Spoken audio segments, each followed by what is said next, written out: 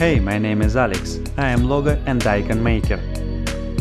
Some time ago, I received a request to design logo and icon for the desktop application ChatGPT. The application was being developed for major operating systems like macOS, Windows and Linux, which means the future icon should adapt well to different design guidelines. According to the client's idea, the icon and logo should resemble an old book with a schematic depiction of a robot on it. The book itself should be bound with a green ribbon, which by the way can be changed to red to represent, for example, a test version of the application. Interestingly, this image was created by a neural network. This allowed the client to convey the idea of what they want to see in the final result. After discussing all the details of the project, I started working on it.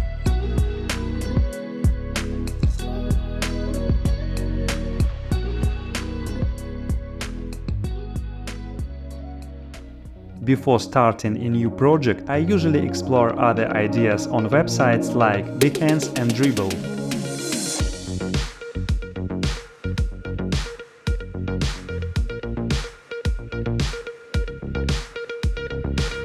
After that, I conduct research and create a mood board.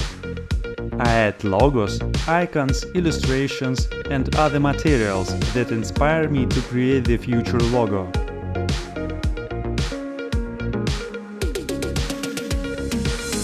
It's a quite engaging process, and I always spend a significant amount of time on it. This way, I train my eye for design.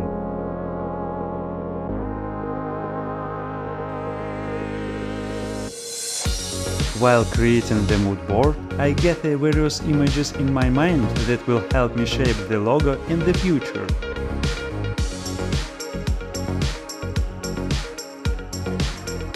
The next step is sketching out the future icon.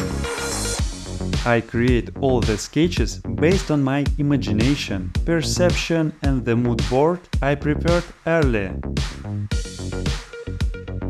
This interaction with images ultimately leads to the final result that aligns with my vision of the future logo.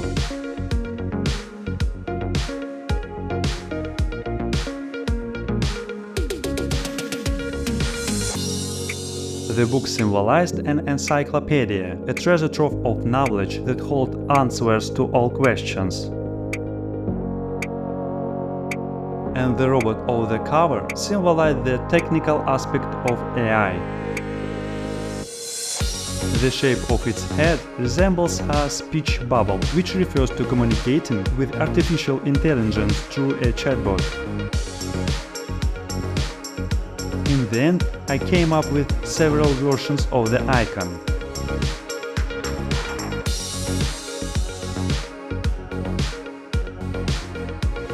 Now I will show them to the client.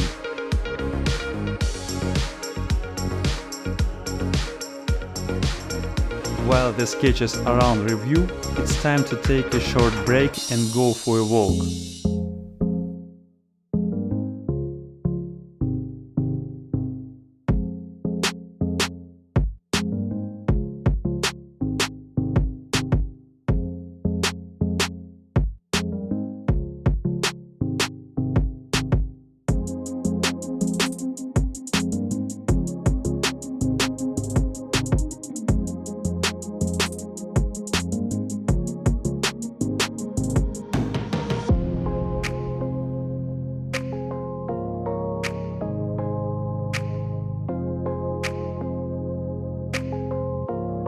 After receiving a positive response from the client, I start drawing the icon in Adobe Illustrator, following the Apple guidelines for macOS.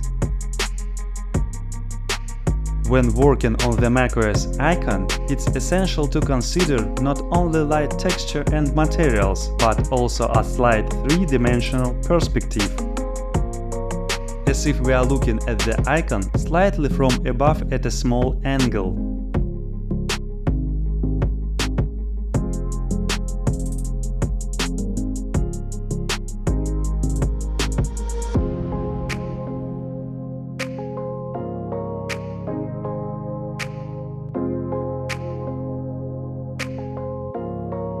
For the book cover, I will use a leather texture to create an aging effect.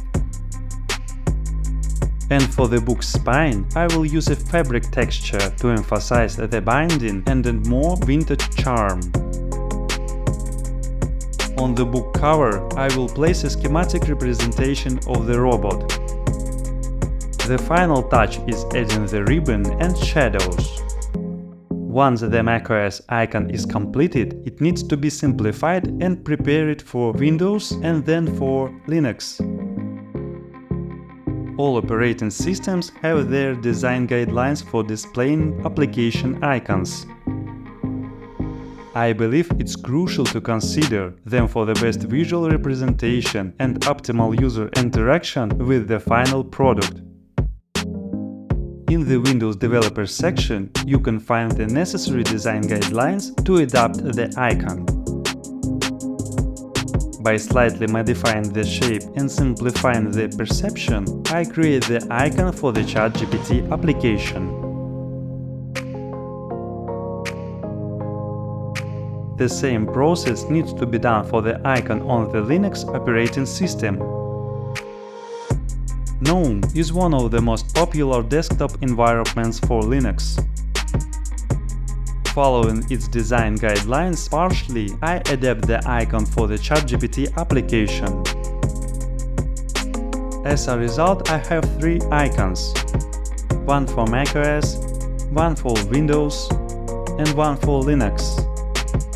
They look great.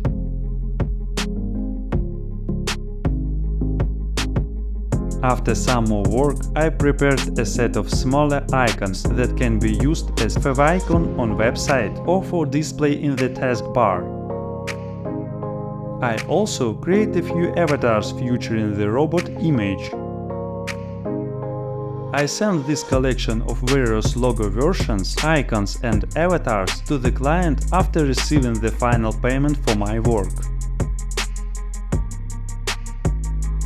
In the end, the client was satisfied with the final result of my work. They loved all versions of the icons.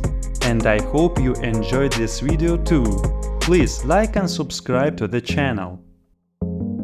For a more detailed overview of this case, you can visit the Behance website through the link in the description box. Thank you for watching and see you soon.